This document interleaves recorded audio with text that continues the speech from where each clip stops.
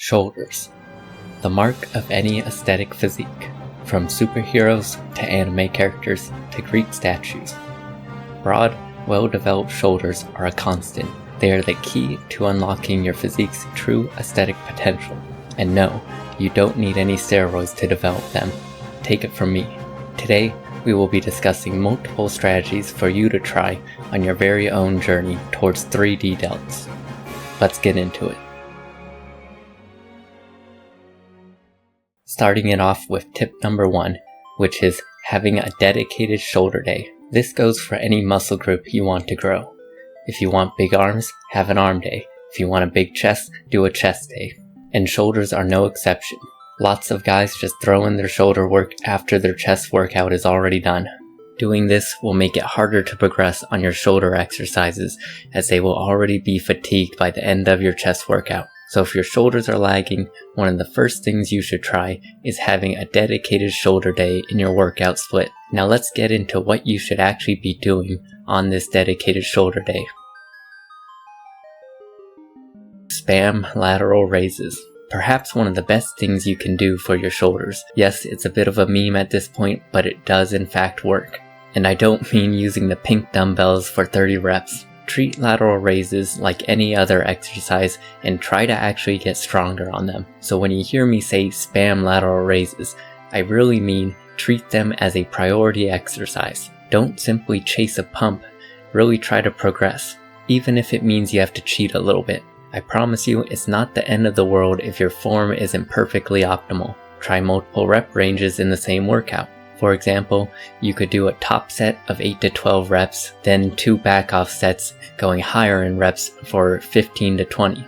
This way you get that heavy stimulus from your top set while also getting a good pump from your 2 back off sets. Piggybacking off of our last tip, don't be afraid to try some intensity techniques when you're doing your shoulder workout. Intensity techniques include drop sets, partial reps, rest pause sets, etc. If you're doing lateral raises, you can make your last set a drop set, so you would do your normal working set and then cut the weight in half and just rep them out until you can't do it anymore. One tip I learned from the late John Meadows is actually doing heavy partial sets. So instead of doing this lightweight, optimal technique that you see a lot nowadays, what he said was to actually grab some heavy dumbbells and do partials in the bottom half of the range of motion. There's a lot of ways you can get creative using intensity techniques, especially with an exercise like lateral raises. With lateral raises, it's really as simple as just keep lifting until you can't lift them anymore. It doesn't matter if it's pretty, it doesn't matter if it's optimal. Just keep lifting until you physically cannot raise the dumbbells anymore.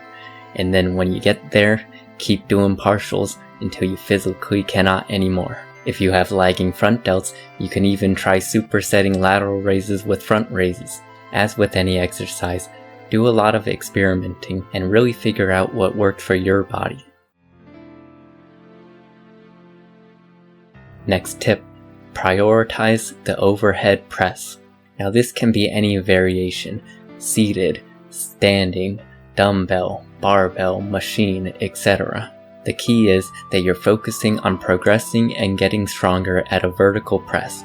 You hear a lot of people preaching nowadays that your front delts get hit just fine from doing bench press. Now let me tell you, this is not the mentality you want to have if you're planning to fully develop any muscle group. This is how you get left with lagging body parts that you'll need to play catch up with in the future.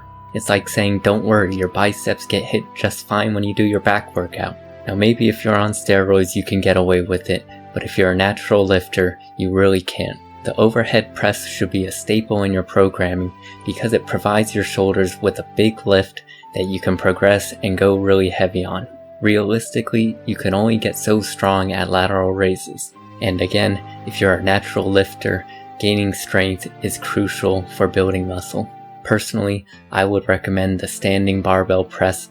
It's a classic, it's time tested. A bunch of guys have built great shoulders with this lift. It's also very easy to track and progress. You can always add a 2.5 to each side if you want to squeeze out some extra progression.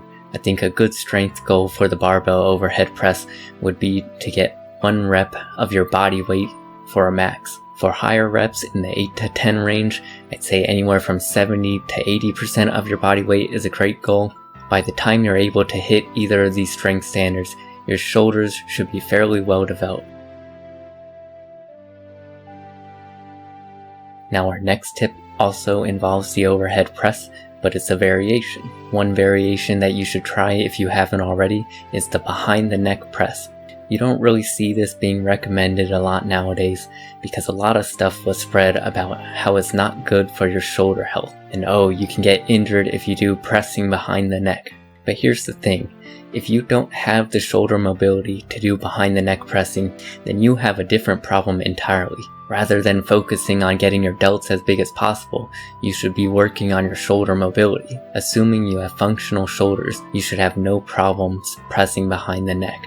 I do find that these work the side delt slightly more, and that's exactly what we want, right? So if you've never tried pressing behind the neck, give it a shot in your next shoulder workout.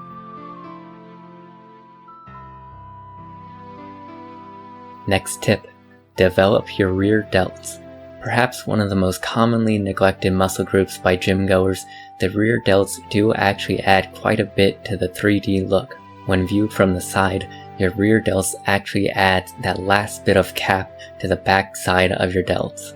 I don't think they're as big of a priority as the side or front delts, but you should definitely be isolating them if you want to maximize your shoulder development. My personal favorite exercises for the rear delts are lying face pulls and chest supported rear delt flies. The lying face pulls is actually something I got from Jeff Nippard a while ago. They do look a bit goofy if you're doing these in a public gym, so keep that in mind.